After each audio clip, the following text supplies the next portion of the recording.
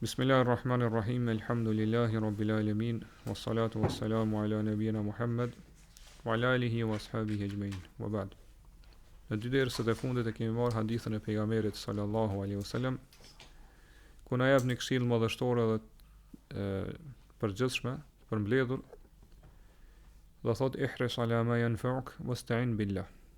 Tregoj kujdesshëm për ato gjëra që të bojnë dobi dhe kërkon ndihmën e Allahut, wala ta'jaz, dhe mos u trego i paaft.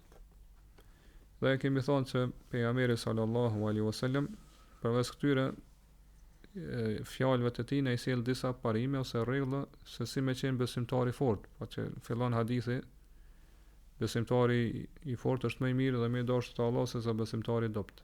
Cili është besimtari i fortë?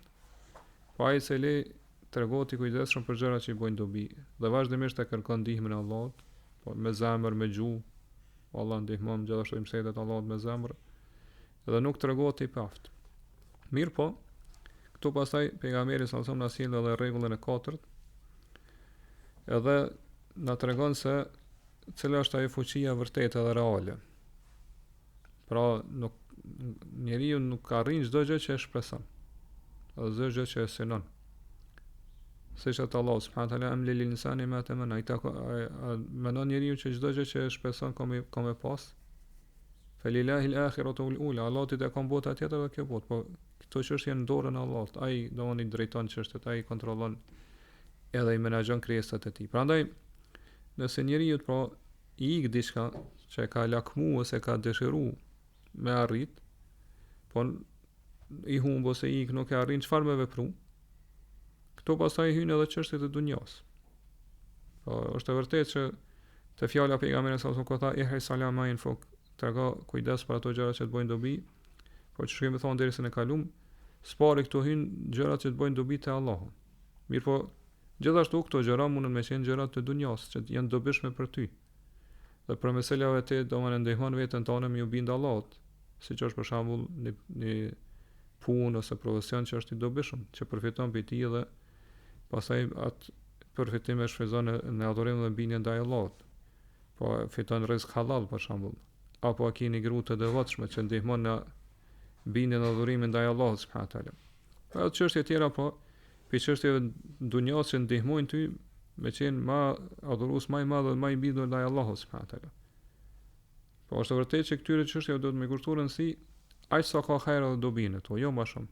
Po mos më lidh më shumë zemra pas këtyre gjërave. Mirë po, megjithatë, domethënë nëse ti tregohesh i kujdesshëm, i mbështetesh Allahut, kërkon ndihmën prej tij. Mirë po nuk paralizohet ai që po synon dhe që po dëshiron. Po tregohesh i kujdesshëm për shembull, edhe mëson për një provim, edhe dështon, bën provim. Ose tregohesh i kujdesshëm, bën herët me flajt, e lën alarmin, nuk del xhumi për namaz natës, për shembull. Ose tregohesh i kujdesshëm për me mësu, me nxon për me memorizu diçka pi Kuranit, nuk lehtësohet kjo gjë. Çfarë vepron? Pejgamberi sa zon këtu po na sjell rregullën e katërt, thotë wa in asabaka shay'un fala taqul law anni fa'altu kana kadha wa kadha. Nëse të godet diçka, atëherë mos thuaj sikur të kisha vepruar, kish do kjo apo ajo. Walakin kul qaddara Allahu wa ma sha'a fa'al. Min po thuaj Allah ka caktuar kështu dhe ai vepron çfarë dëshiron. Lianna law taftahu amal ash-shaytan, nga se fjala sikur ja hap rrugën shejtanit ose të vepruarit të shejtanit. Pra në këtë hadith pejgamberi sallallahu alajhi wasallam po na sqaron ose po na përmend neve gjendjen e besimtarit para se me zbrit kaderi. Po para se marr kaderi nuk dina çka ka caktuar Allah. Atëherë ne do të më marr shkaqet e dobishme, pra më tregu të kujdesshëm, zellshëm për ato gjëra që na bojnë dobi, edhe me mbështet Allahut me zemër dhe me kërku ndihmë prej tij. Dhe gjithashtu po na shpjegon edhe gjendjen e dytë pasi të zbret kaderi. Po nëse të është lehtësuar ajo gjë që dëshiron, kuptohet këtu e falenderon Allahun. Thuaj elhamdulillah, Allahu më mësoi me arrit qëllimin e synimin tim. Mirë, po nëse nuk të realizohet ajo që dëshiron, atëherë këtu pejgamberi po tregon se cila është ajo fuqia që do të më pas besimtari, që më kon besimtari i fortë, i dashur edhe më i mirë te Allahu, po më i dorëzuar dhe më i nështruar plotësisht po kaderit, caktimet e Allahut subhanahu wa taala. Po këto është fuqia. Edhe forca që do të më pas besimtari. Nga se Kjo është ajo që të bën dobi ty. Po kur thu qadarallahu wa ma sha'a fa'al. Kjo është i caktimi i Allahut, ai vepron çfarë dëshiron. Mos u leu sikur të kisha vepruar kështu s'kishor kjo, nga se kjo vetëm ja hop për rrugën shejtanit me vepru. Por kur thu ti sikur, atëherë ti ke me jetu në një cikël të pikëllimeve, të trishtimeve, brengave, domethënë pshërëtimeve e kështu me radhë që s'ke me dal kurrë për këtij cikli, për këtij rrethi, për dhimbjeve, vujtjeve shpirtërore kështu me radhë. Ka se kjo për fjalës leu po më thonë ja hop të vepruarit të shejtanit. Pra ai ka me të sjell pasaj këto brengat, shqetësimet, pikëllimet. Pse nuk e vepruar kështu ose pse ke vepruar kështu. Prandaj pra çështja më lart këto çështje i takojnë Allahut, pra duhet më jalon Allahut subhanahu wa taala. Pra ti mundohesh, e jep mundin ton, çështja më kërkon ndihmën e Allahut subhanahu wa taala, tregosi kujdesshëm për gjërat që të bëjnë dobi, vazhdon atë projekt që e ke fillu, mirë po ndodh diçka e kundërt me dëshirën tonë. Po ti do të më di këto që këto çështje janë mbi fuqinë tonë, janë mbi dëshirën tonë, mbi vullnetin tonë. Te vepraja me cilën e urdhnu. E pastaj çështën pra dorëzoj Allahut, nga sa Allah subhanahu wa taala është siç ka thënë për veten wallahu ghalibun ala amrihi. Allah është ai i cili ka në kontroll çështjet e tij, urdhat e tij. Po drejtimin, udhëheqjen e çështjeve të krijesave. Kto e nën kontrollin Allah subhanahu wa taala, nën menaxhimin e tij. Walakin aktharu an-nasi la ya'lamun, mirë po shumica e njerëzve nuk e dinë. Dhe Sheikh Uthaymeen Allah më shumë kur e shpjegon këtë hadith thot me sjellni shembull rrethoj thot dikush dëshiron me shku numre për shembull. Mirë po gjatë rrugës i prishet kerri, i prishet makina. Edhe pasaj kthehet edhe përdor këtë fjalën leu. Thot sikur ta kisha marrë një kerr tjetër, një makinë tjetër, domthon më të mirë, më të ri, për shembull, më të ruajtur, s'm kish ndodh kjo. Po nuk është ndodhur më prish kerrë dhe kisha arrit numre. Thot këto nuk mund në këtë rast besimtari me përdor këtë fjalë. E thon sikur. Ose te ke dhënë mundin ton. Po i ke mbështetur Allahut, dhe sikur Allah të dëshironte që ti më arrit qëllimin ton, atëherë Allah ta kish lehtësuar këtë rrugë. Apo ta kish lehtësuar, pra, ose ta kish mundsuar me arrit këtë qëllim. Mirë, po Allah nuk e ka dëshiruar këtë. Po me vullnetin dhe dëshirën e tij. Prandaj thot njeriu sot që mundohet pra jap për mundit ti mirë po çështja ndodhen kundërtën e dëshirës së vullnetit të tij. Atëherë këtë çështje pra ja dorëzon dhe ja beson Allah subhanahu wa taala. Nga sa Allah vepron çfarë dëshiron. Edhe mos më thon pra sikur. Kjo është e ndaluar. Dhe Allahu është përbleft, thot Sheikh Uthaymeen, pejgamberin ton me shpërblimin më të mirë sallallahu alaihi wasallam. Ka se po na sqaron pa urtësinë e kësaj, pse mos më përdor fjalën leu. Nga se po thot kjo e hap rrugën shejtanit ose të vepruarit e shejtanit. Po që është më lart, shejtani përmes soj fjale që te përdor sjell në zemrën tonë pra vezvese, cytje, trishtime, pikëllime, e kështu me radhë, po keqardhje, edhe tjera, domthon edhe gjëra domthon që ti mbetesh gjithmonë që thamë në atë ciklin, në atë rrethën e nuk del prej tij. Prandaj po do të jesh i bindur që kjo çështje ka qenë kështu e shkruar, po ka përfunduar, nuk ka mundësi më ndryshuar që ka ndodhur, po ka qenë shkruar në Lauhul Mahfuz 50.000 vjet para se mi kriju qiejt edhe tokën. Edhe do të vazhdoj kështu me qenë, pra çfarë do që ti ndërmarr ajo nuk ndryshon. Po ai që ka qenë shkruar nuk ndryshon. Mirë po ti mundesh me zaventsu që humbja duke u dorëzuar dhe në shtruar kaderit dhe caktimit të Allahut. Duke qenë i kënaqur me kaderin e caktimit të Allahut, po më thon ç'është po thotë për jam qadarallahu ma sha'a fa'al, ose në lezim tjetër qadarullah. Kjo është caktimi i Allahut dhe Allah vepron çfarë dëshiron. Siç thot Allahu inna rabbaka fa'alun lima yurid. Vërtet Zoti fa'al, po vepron çfarë dëshiron me vullnetin e tij. Askush nuk ka mundësi, domethënë, me dalë dhe me pengu ose me ndalu Allah subhanahu wa taala me vepru diçka që dëshiron ai në sundimin dhe mbretërinë e tij. Pa ai vepron çfarë dëshiron.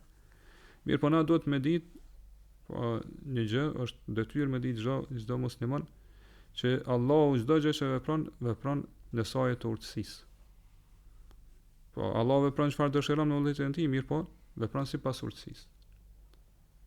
Po nuk vepron Allah subhanahu wa taala kot ose pa pas ndonjë urtësi atë. Pavarësisht a e dim na këtë urtësi apo jo, pavarësisht a na fshihet kjo urtësi apo e kem të qartë. Argument për këtë se Allah subhanahu wa taala thotë: "Wa ma tashauna illa an yasha Allah, inna Allaha kana aliman hakima." Ju nuk mund të dëshironi ndonjë gjë veç se pasi që ta dëshirojë Allahu.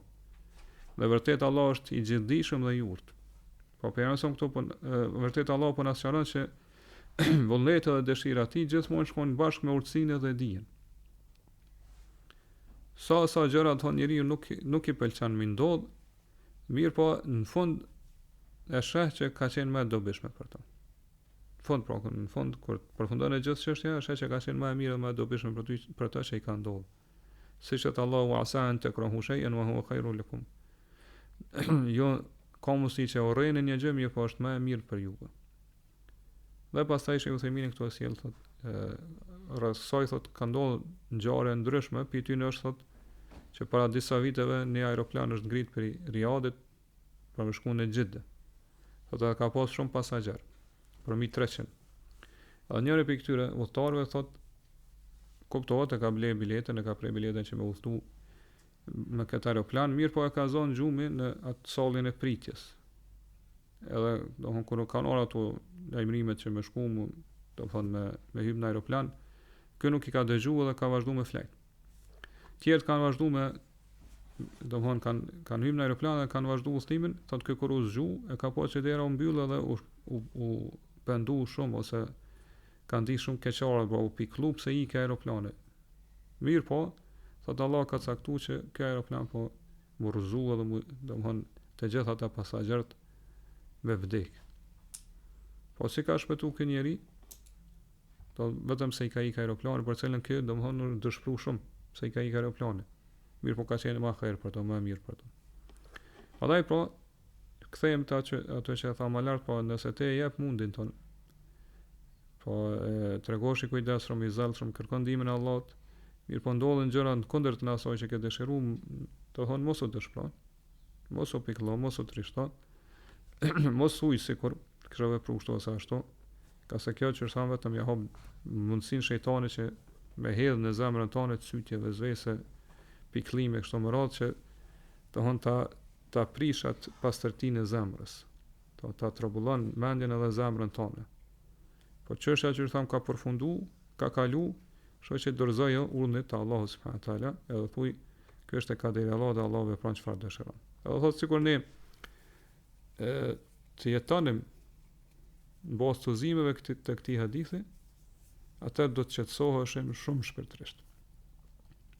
do të arrinim po qetësinë edhe prejen shpirtërore edhe të zemrës. Mirë po thot, shumica prej nesh fillimisht nuk i kushton kujdes edhe rëndësi gjëra që e bën dobi. Mirë po e lën që mi koha e tij pra kot gjatë ditës natës pa kur far dobi. Po i koha kot pa përfitu pisoj. Pastaj nëse Allah subhanahu wa taala bën kader që pasi që mundu për një çështje të caktuar, pra që i bën dobi, Allah ka bën kader që mos më arrit ato, mos më realizu. Pra ndodh jo ajo që e ka prit, atëherë është që ky pikëllohet edhe dëshpërohet. Ja thot mirë për mua sikur të kisha vepruar kështu ose ashtu. Gjëra domethënë dëshpërime ose pikëllime, domethënë shqetësime ose vujtje shpirtërore që nuk e kthejnë që është deri tash ato që ka kaluar. Dhe kjo pra është rrugë e gabuar. Po që është deri tash ti do të më kryej ato që ke për detyrë, me përmbushë pasaj çështën po me adhuruzu Allahut subhanahu wa taala. Këto te ky hadith ose kjo pjesë e hadithit përfshin edhe këtë fatkeqësi ose musibete sprova tjera që e godasin njeriu, pra qohë në shëndetin e tij, qohë në trupin e tij ose pasurinë e tij ose familjen e tij e kështu me radhë. Nga se siç e dim, pra njeriu në jetën e kësaj bote është gjithmonë i ekspozuar ndaj llojeve të ndryshme të sprovave. Siç thot Allahu: "Wala nabluwannakum bi shay'in min al-khawfi wal-ju'i wa naqsin min al-amwali wal-anfusi wath-thamarati wa bashiris sabirin." Ne patjetër do t'ju sprovojmë juve me diçka prej frikës, prej urisë, prej paksimit të pasurive ose shpirtave, po të afërmve do të vdesin, do t'ju largohen, ose edhe të lashtave. Mirë po Allah thot për gëzoj durimtarët. Alladhina idha asabatuhum musibatun qalu inna lillahi wa inna ilayhi raji'un. Ata të cilët thonë, pra durimtarët janë ata të cilët thonë kur i godën ndonjë musibet, fatkeqësi thonë ne jemi të Allahut dhe tek ai do të kthehemi. Prandaj edhe pejgamberi sa po thotë që kështu vepro, do në çdo gjë që do godet në jetën tonë. Pra, ç'është më lart nëse dikush vozit, pra kerrën makinën vetë edhe i ndodh një aksident. Nuk bën këtu me thonë, me thonë Allah sikur ta kisha shku rrugës tjetër, s'kish ndodhur kjo aksident. Ose dikush tjetër hyn në biznes tregti për shembull, në kontratë, marrëveshje, edhe domon dështon në atë tregti. Nuk bën këtu me thonë, sigur mos të kisha hi këtij biznesi, ose sigur mos kisha bashkëpunu me filanin e kështu me radhë. Ose dikush tjetër për shembull me thonë, sigur të kisha mësu ma shumë, ose të kisha përsërit ma shumë, kisha kalu me sukses provimin, ose pse nuk e pyeta profesorin, ndoshta ai më kishte dhënë pro informata shtesë, mësuesin. Ose që sa më lart sikur ta kisha lënë alarmin, nuk kishte dal gjumi për namaz natës e kështu me radhë. Me vazhdu sikur këto nuk ndërprejnë kur, këto nuk të bojnë dobi shamberi tash. Pra nuk i takon muslimanit me vepru edhe me përdor këtë fjalë. Nga se që shamberi tash, po kjo vetëm e hap ose fut në zemrën tonë dëshpërim edhe pikëllim. Prandaj edhe Sheikhul Islam Ibn Taymija kur shpjegon këtë hadith, thot la ta'jaz an ma'mur wa la tajza an maqdur. Mos u dërgoj paft ndaj urdhave që të ka urdhëruar me të Allahu, në gjërë çështja që ka urdhëruar me të Allahu, pra zbatoj urdhat e Allahut, po edhe mos e humb durimin ndaj sprovave ose caktimeve të Allahut. E kapi njerëzve thotë që i bën bashkë të dy të këqija. As nuk i kryen urdhat e Allahut, edhe gjithmonë pra e humb durimin ndaj caktimeve të Allahut.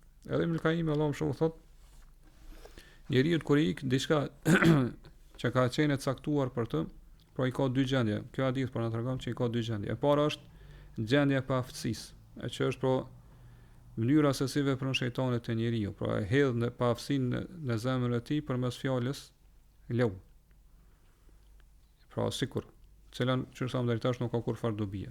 Jo thjesht sot ja hap është çels i qortimit ose dëshpërimit apo paaftësisë, e zemrimit e kështu me radhë me kaderin e Allahut, pikëllimit, edhe thotë kjo është pe veprimeve të shejtanit.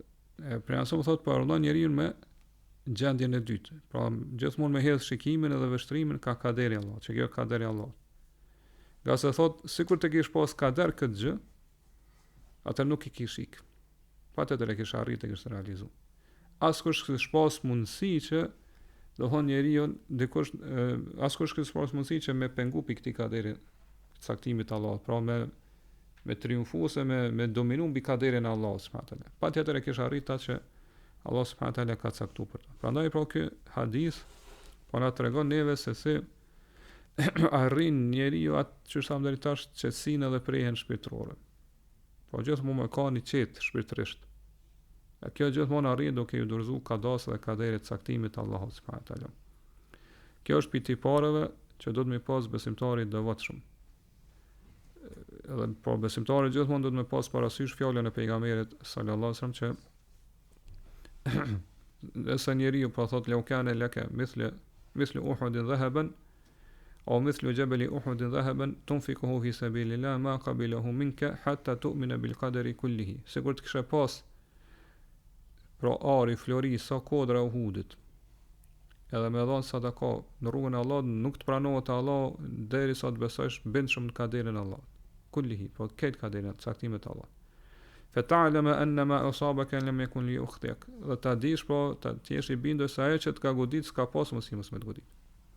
Wa ma akhtaka lam yakun li yusibaka. Ajo që s'ka godit, po s'ka ardhur ti, s'ka pas mundësi. Po me ardhur ti.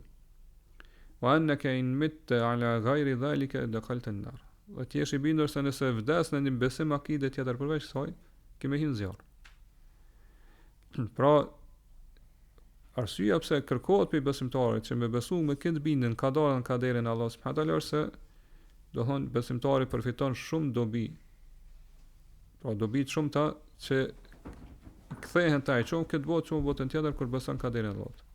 E disa prej tyre i përmend edhe Sharon ibn Rajebi Allahu më shumë thotë robi, pra njeriu kur e din që nuk mundet me godit diçka tjetër veç se që ka caktuar Allahu për të, qoftë hajër apo sharr, qoftë mirë apo keq, qoftë dëm apo dobi, Dhe kur e din, pra është i bindur se njerëz tjerë sado që mundohen me vepru të kundërtën e asaj që Allah ka caktuar për të, kjo nuk sjell kurfar dobi.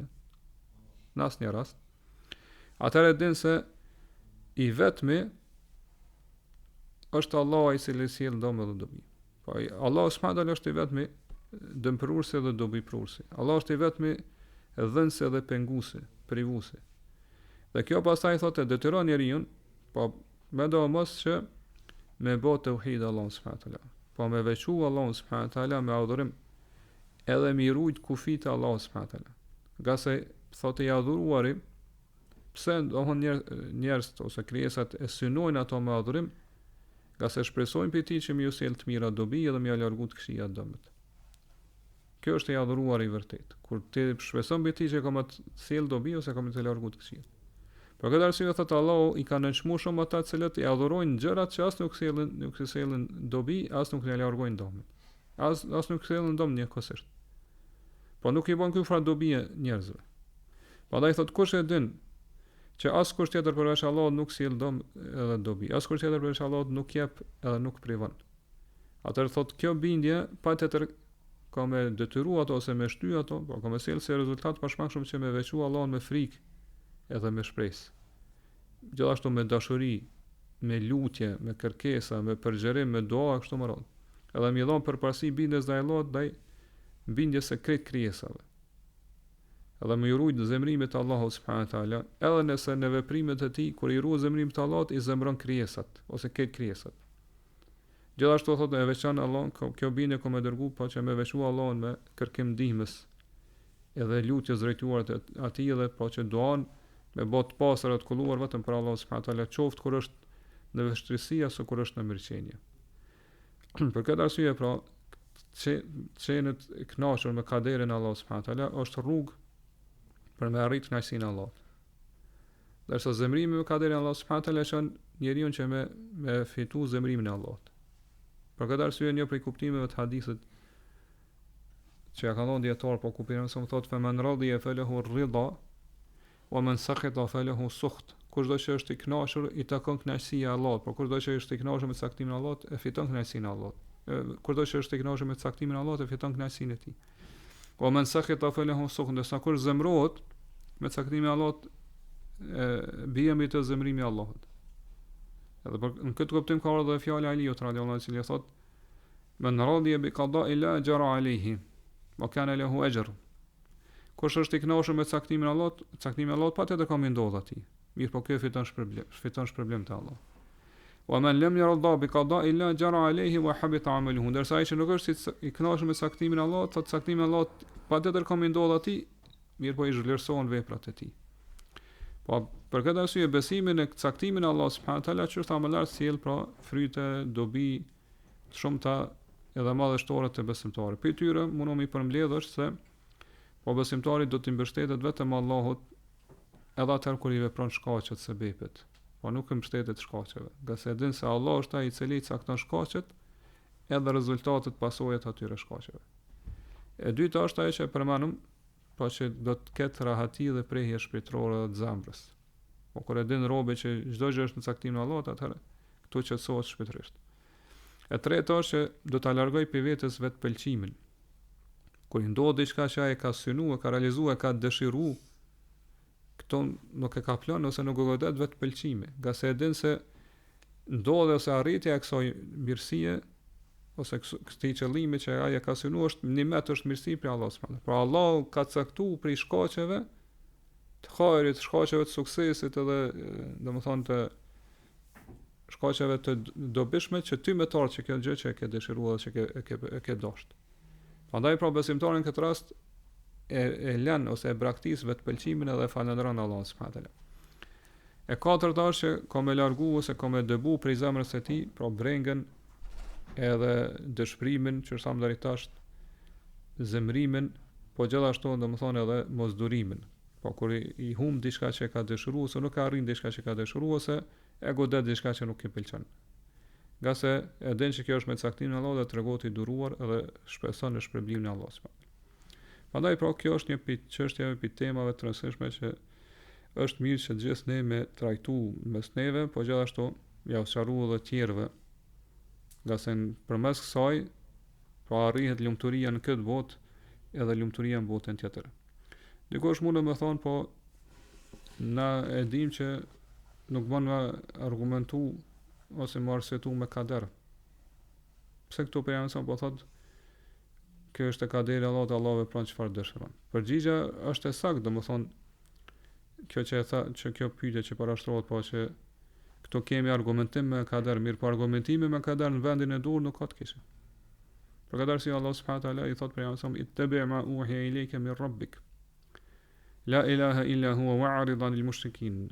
Pastaj edhe ndjekë atë që të shpallet prej Zotit ton dhe nuk ka të adhuruar meritor përveç tij dhe shmangu largo për idhujtarëve. Pastaj çfarë thot Allahu, "Lau sha Allahu ma ashraku." Sikur të kish dashur Allahu, në vullnetin e tij ata nuk kishin bërë shirk. Pra Allahu këto e shëron për shpjegon se shirku i tyre ka ndodhur me vullnetin dhe dëshirën e Allahut. Mirë po me argumentu me kader, por me vazhdu në gjinohë dhe në mëkate, kjo është haram. Edhe nuk është e lejuar. Siç thot Allahu prapë në surën An'am, se yekulu alladhina ashraku law sha'a Allahu ma ashrakna wala abauna wala harramna min shay.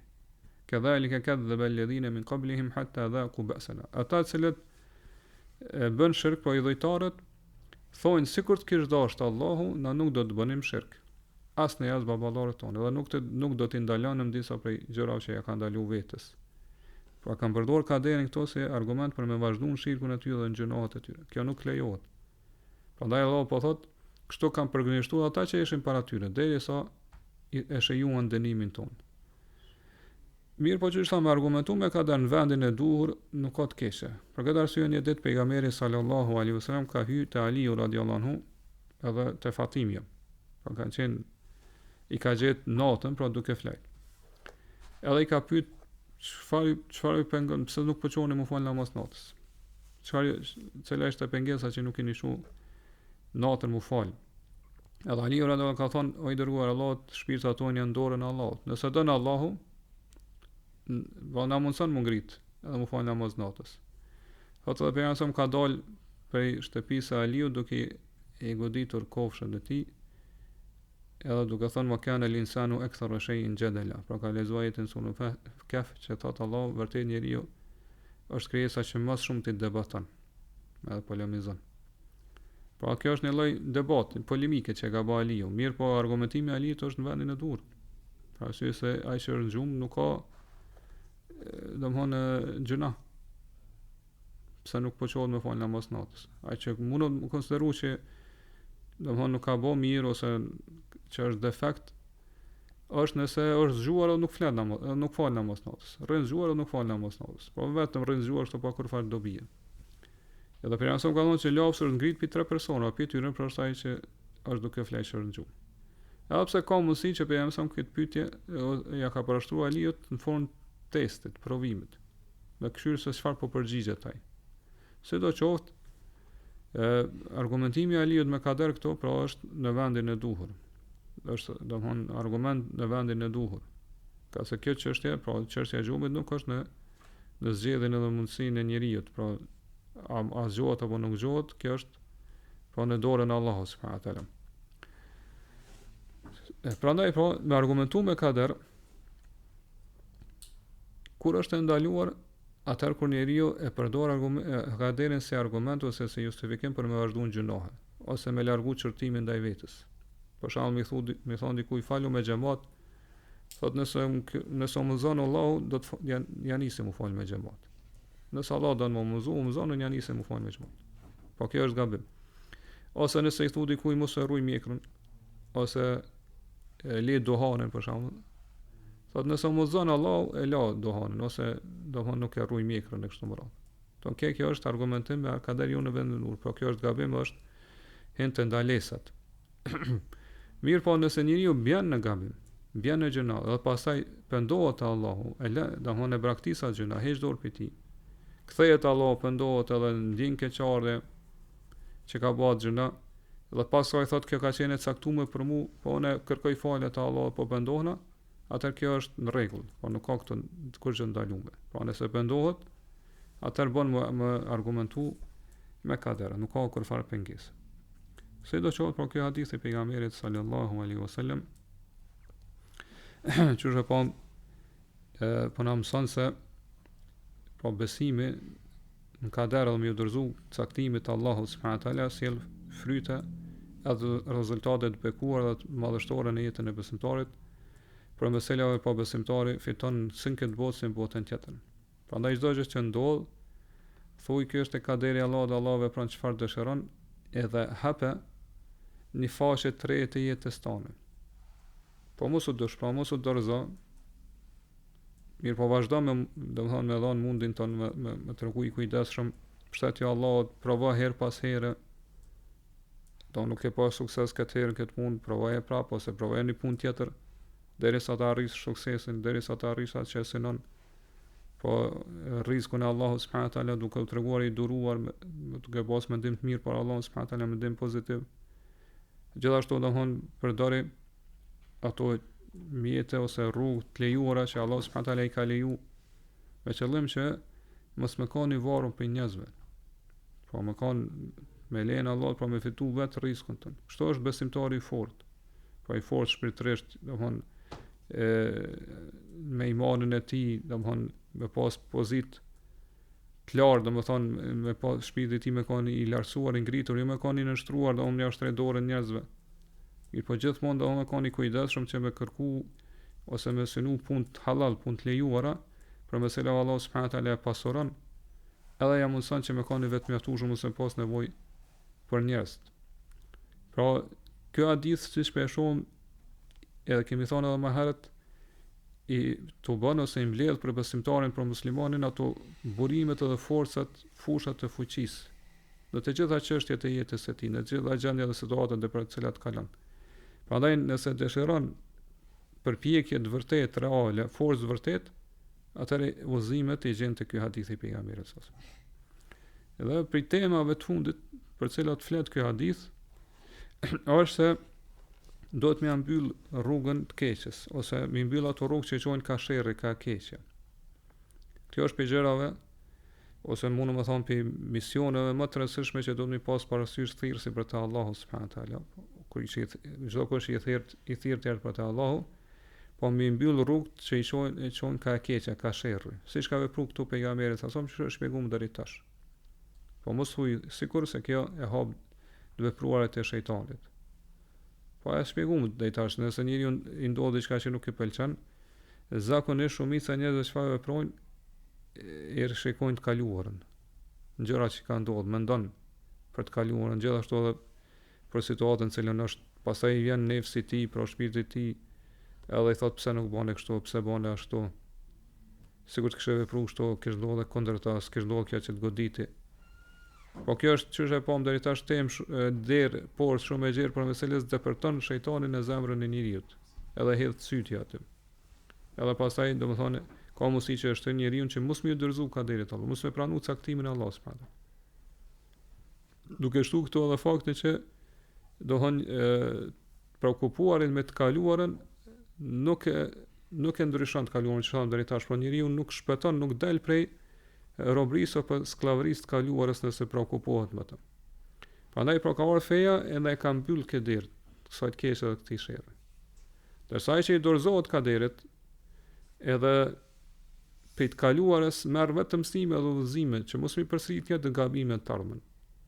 Po mi rregullu, mi përmirësu këto gabime, ose ato që i kanë ikë pra në të kaluarën, pra më mundu mos mi përsërit, më edhe mundohet që thamë deri tash, po mi shtu adhurimet, mu largu pi gjërave, edhe me shtu devotshmërinë ndaj Allahut subhanahu wa taala. Atëherë kjo nuk ka të keqe, pra në këtë rast më thon lau, sikur nuk ka ndalisë. Prandaj Subuki Allahu më shoh thot ka mendu rreth fjalëve të pejgamberit sallallahu alajhi wasallam kur i ka bërë bashkë të dyja, pra e haris ala ma yanfaq, tregoj kujdes për atë që bën dobi, edhe siç ka në disa transmetime i ja ka vëlo, ki kujdes për fjalës sikur. Edhe kam gjetë thot se kjo fjala lau, po vendi kur është e nënçmuar të përdoret është dy lloje. Në rastin kur njeriu e përdor këtë fjalën sikur për gjendjen e tanishme. Pra, thotë përderisa ki mundësi me vepru hajër, është në mundësinë tënde, atëherë mos e braktis, mos e lë këtë hajër për çdo gjë, për ndonjë gjë tjetër. Mos thuaj sikur të shkon kjo gjë, atëherë unë e kisha bë këtë gjë. Po përderisa ki mundësi me vepru, mos e prit, do të thonë një gjë tjetër më ardh, do të thonë me hyn jetën tonë që me vepru atë hajrat misi. Mos e prit ato, mos uj sikur. Po pras dis sikur të kesh shkon për shembull një gjë tjetër, një çështje tjetër, unë e kisha vepru këtë mirë. Mirë, po është në mundësinë tonë veproje më herë. Prandaj thot do të me vepru hajrin të mirën dhe me tregu i kujdesshëm, mos me leju me ik mundësia, shanse ose rasti me vepru atë hajër. E dyta thot është kur rasti kur është të nënçmuar, po duke ndërlidhur mes këtyre ajet fillimit hadithit dhe fundit hadithit, thot është për ato gjëra që sham deri tash që njerit i kanë ik për çështjeve të kësaj bote. Po nuk do njeriu me prekupu veten me dëshirat pararealizueshme për gjërat e kaluara, nga se nuk mundet mi kthy ato. Nga se thot kjo ka pasaj kundërshtim ndaj caktimit të Allahut subhanahu wa taala, si edhe thotë përshpejton të njeriu pra humbjen e shpresës, dëshpërimin, pikëllimin që gjëra që nuk i bojnë dobi. Mirë, po në vend kësaj thot njeriu duhet më prekupu me gjëra që me lejen e Allahut subhanahu wa taala shpreson që kanë mi rregullu shtamtarë me gjëra që pastaj sjellin interesa dhe dobi për të. Po përderisa kjo nënçmimi i kësaj përdorimit kësaj fjale thot kthehet për gjendjen e tanishme, kthehet kur njeriu tregohet neglizhent. Nëse për të kaluar thot tregohet ose është e nënçmuar përdorimi i kësaj fjale për shkak të kundërshtimit që njeriu ja bën kaderit Allahut, dhe kjo e dyta është më e rëndë se sa e para. On këtë kuptim, pra që për jasëm ka sjell hadithe që i mbyllin derën ose rrugët e të keqes, e kemi edhe për shembull hadithet që ndalojnë për asaj që quhet gharar. Gharar në tregti e kështu me radhë është do me bashit blerje për një gjë që nuk dihet a ka më ekzistua, a ka më ndodha apo jo, a ka më ekzistua apo jo. Pse ka ndalu këto për jasëm mirë që mos më pas pasaj mos marrëveshje armiqësi mes njerëzve, mes atyre që bojnë shit blerje. Për shembull, për jasëm ka ndalu gjithashtu në këtë kuptim janë edhe që i ka ndalu mi shit frutat para se mi fillu mu pate ato pjekja e frutave. Ka se kjo ka mundësi që ato fruta nuk pjeken. Po ndodh diçka dhe nuk pjeken. Edhe pastaj këto domethënë ndodha e përqamja ose armiqësia, urrëtia mes shitësit dhe blerësit. Pra shitësi thotë unë kum shit frutat e mi duke qenë në pemë, ende pa i vjel. Kurse myshteria ose blerësi këtë rast thotë unë kum pagu domethënë çmimin, mirë po s'kam arrit asgjë. Ka se ju në prish ato fruta para se domethënë të pjekën. Prandaj për jasëm e ka mbyll këtë derë edhe ka ndalu që mi shit frutat para se mu pate to, mu dokte to që ka fillu të pjekën. Si do që të shkurtimisht për i përmenim edhe rastet kur lejohet e kur nuk lejohet me përdor këtë fjallën lehu sikur. Edhe pse disa për tyre i kuptum gjatë dersit. Pra nëse përdoret fjalla lehu sikur për me kundërshtu ligjet e Allahut, po dispozitat ligjet e Allahut, kjo është haram, është ndaluar dhe nuk lejohet. Për shembull dikush me thon sikur mos e kish bë obligim Allahu haxhin ose namazin e sabahit për shembull. Se sot Allahu kur tregon për hipokritët që kanë thonë për besimtarët që kanë shkuar në betejë thotë la ta'una ma qutilu. Sikur të na kishin dëgjuar neve nuk kishin vrarë atë betejë. Kurse ata kanë pas obligim me prezantuar atë betejë me urdhën e Allahut. Rasti i dytë është çështë po deri tash nëse përdoret fjala sikur në kuptimin e kundërshtimit të kaderit. Edhe kjo është haram. Çështë morën shembull, po nëse njeriu thotë sikur të kisha udhtu për shembull, sikur mos kisha udhtu, nuk s'm kish godit kjo ose s'kish ndodhur kjo aksident e kështu me radhë. Dhe Allah prap tregon thotë për hipokritët thonë law kanu indana ma matu wa ma qutilu. Po kanë thonë për besimtarë sikur të kishin tek ne, as nuk kishin vdekur, as nuk kishin vrarë. E treta është nëse përdoret fjala law në kuptimin e pikëllimit edhe dëshpërimit. Edhe kjo është haram. Qështë e marrëm për shembull nëse dikush hen një biznis ose një tregtie që shpeson me fitu, mirë po dështon.